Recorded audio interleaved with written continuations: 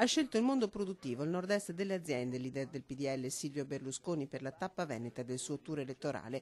Tiratori scelti sul tetto dell'azienda, un imponente spiegamento di forze dell'ordine e guardie del corpo. Berlusconi fa tappa alla Maschio Gaspardo di Campodarsego nell'Alta Padovana. Ad accoglierlo i dipendenti, i fratelli Maschio, i fondatori. E a Berlusconi Egidio Maschio, il presidente, confessa davanti alle 1000 tutte azzurre dei suoi collaboratori.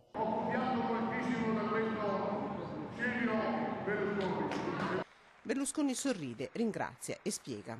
C'è una vecchia ricetta liberale che è nata tanti anni fa, ma che è sempre attuale e soprattutto che ha sempre funzionato.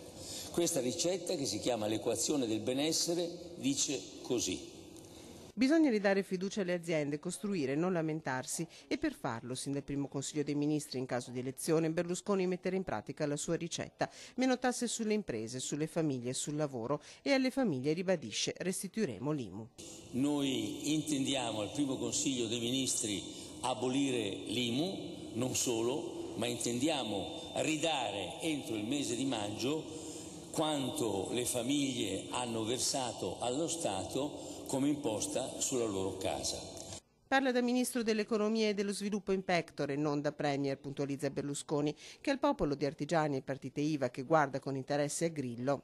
Mi attiverò per poter tornare in Veneto e parlare, ripeto, agli stessi ascoltatori che ha avuto Grillo, e anche magari ricordare che quello di Grillo è un discorso di critica, ma dopo la critica non c'è nessuna costruzione.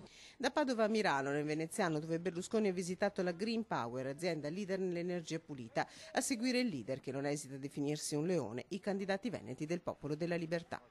Il Veneto è una regione che dovrà darci molte soddisfazioni dal punto di vista elettorale, tanto al Senato quanto alla Camera.